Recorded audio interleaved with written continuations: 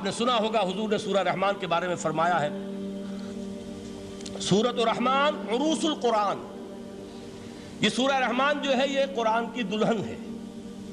جیسے دلہن کو آپ خوشنما لباس پہناتے ہیں، آراستہ پیراستہ اس کو گہنے اور اس کو زیور پہناتے ہیں، تو جس طریقے سے سجاتے ہیں آپ دلہن کو، اللہ تعالیٰ نے ایک سورت قرآن مجید میں یہ ایسی رکھی ہے سورہ رحمان کہ اسے خوب سجایا ہے۔ اس میں الفاظ کا در و بست، اس کا اپنا ایک ڈیوائن میوزک ہے۔ وہ تو اللہ تعالیٰ قراء جو ہے خاص طور پر مصر کے قراء، اللہ تعالیٰ ان پر رحمت نازل فرمائے، ان کی خطاؤں سے درگزر کرے۔ جس طرح قرآن کے انٹرنسک میوزک کو انہوں نے واضح کیا ہے، واقعہ یہ ہے کہ اگر یہ لوگ نہ ہوتے، شیخ عبد الباسط محمد عبد الصمد، شیخ محمود خلیل الحصری، یہ لوگ کہ جنہوں نے قرآن کے اس غنا میوزک، یہ لفظ جو ہے آپ حیران نہ ہو کہ میں یہ کوئی شاید توہین کر رہا ہوں قرآن کی، حضور نے یہ لفظ استعمال کیا ہے، تغنو، اس قرآن کو اچھی سے اچھی خوشلحانی کے ساتھ پڑھو۔ من لم یتغن بالقرآن فلیس منا، جو قرآن کو بہتر سے بہتر انداز میں، اچھی سے اچھی آواز میں، خوشلحانی کے ساتھ پڑھنے کی کوشش نہیں کرتا، وہ ہم میں سے نہیں ہے۔ بلکہ ایک مرتبہ حضور رات کے وقت آپ گشت پر تھے اپنے ساتھیوں کے حالات معلوم کرنے کے لیے۔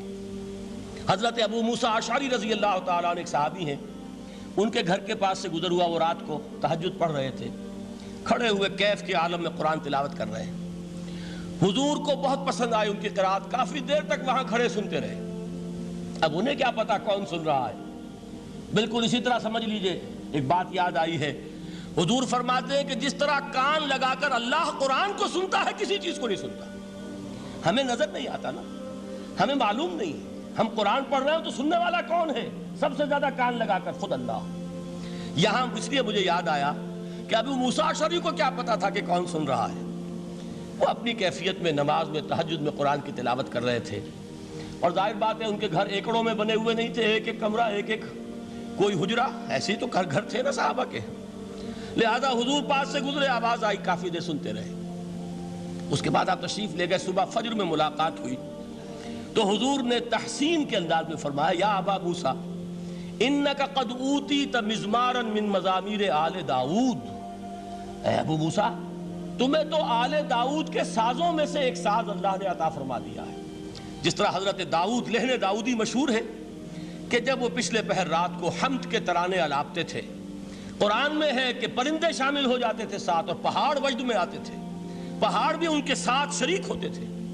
تو جس طرح کا اللہ نے ان کو لہن عطا فرمایا تھا، حضور نے تحسین کے انداز میں فرمایا، ہے ابو موسیٰ اشعری، اللہ نے تمہیں بھی آل داؤد کے سازوں میں سے ایک ساز عطا فرمایا۔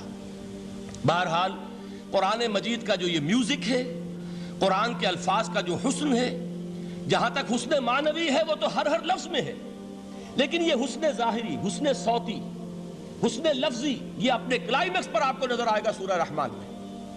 لیکن قرآن میں یہ سورت اس اعتبار سے بھی ممتاز ہے، اس کی 4 آیات پر ذرا توجہ کریں گے، عجیب حقائق سامنے آئیں گے۔ جہاں یہ قرآن مجید کے حسن صوت اور حسن لفظی کی معراج ہے، وہیں اس کی پہلی 4 آیات میں 4 چوٹی کی چیزوں کا ذکر ہے، سب سے اونچی چیزیں۔ پہلی آیت کیا ہے؟ الرحمن، ایک آیت ہو گئی۔ رحمان کیا ہے؟ اللہ کا نام ہے۔ کبھی آپ نے غور کیا اللہ کے ناموں میں سب سے پیارا نام کون سا ہوگا؟ رحمان۔ کیوں؟ اس کا مادہ کیا ہے؟ رحمت۔ ہمیں سب سے بڑھ کر جس چیز کی ضرورت ہے وہ کیا ہے؟ رحمت خداوندی۔ نام اچھی طرح سن لیجئے اس حضور کے قول کو۔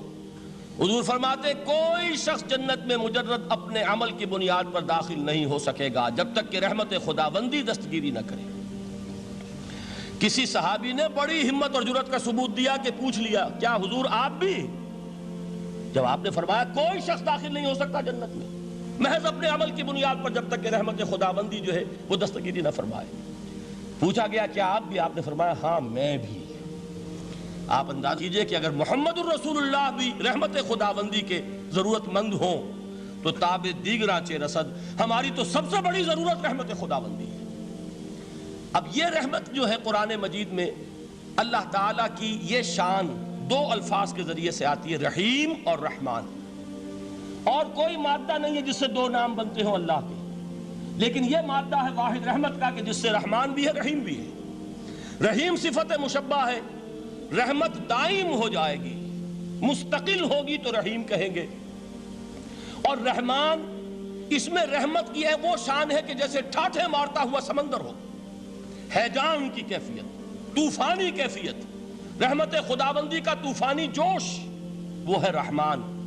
آپ تو رہتے اس علاقے میں ہیں، آپ کو معلوم ہے عرب اگر بھوکا مرا جا رہا ہو تو کیا کہے گا؟ انا جوعان۔ پیاسا مرا جا رہا ہو انا عطشان۔ بہت غضبناک ہوگا غضبان، غضبان آصفہ قرآن میں آیا ہے، بہت غضبناک۔ رحمان جس کی رحمت جو ہے جوش میں ہے، ٹھاٹھے مارتے ہوئے سمندر کے مانند۔ تو یہ اللہ تعالیٰ کے ناموں میں سب سے پیارا نام۔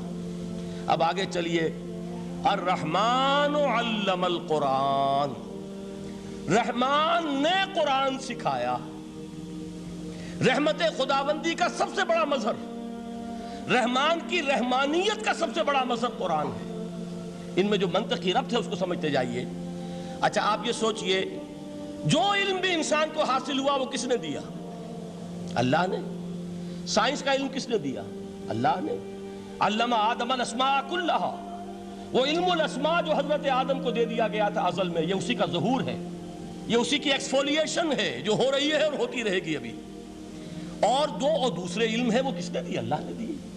لا یحیطون بشیء من علمہ الا بما شاء، مخلوق میں سے کوئی اللہ کے علم میں سے کسی شے کا احاطہ نہیں کر سکتا مگر وہ جتنا اللہ دینا چاہے۔ لیکن یہ کہ تمام علوم میں چوٹی کا علم قرآن۔ نوٹ کرتے جائیے، اب چوٹی کی چیزیں جمع کیجئے۔ اللہ کے ناموں میں چوٹی کا نام رحمان، اللہ نے جو کچھ انسان کو سکھایا اس میں چوٹی کا علم قرآن۔ خلق الانسان، انسان کو پیدا فرمایا۔ سوال یہ کہ حیوانات کو کس نے پیدا فرمایا؟ آسمان کس نے پیدا کیے؟ زمین کس نے پیدا کی؟ فرشتے کس نے پیدا کیے؟ کیا مطلب خلق الانسان؟ اس کی تمام مخلوقات میں اس کا کلائمیکس، اس کی تخلیق کی معراج، اس کے تخلیق کا نقطہ عروج انسان ہے۔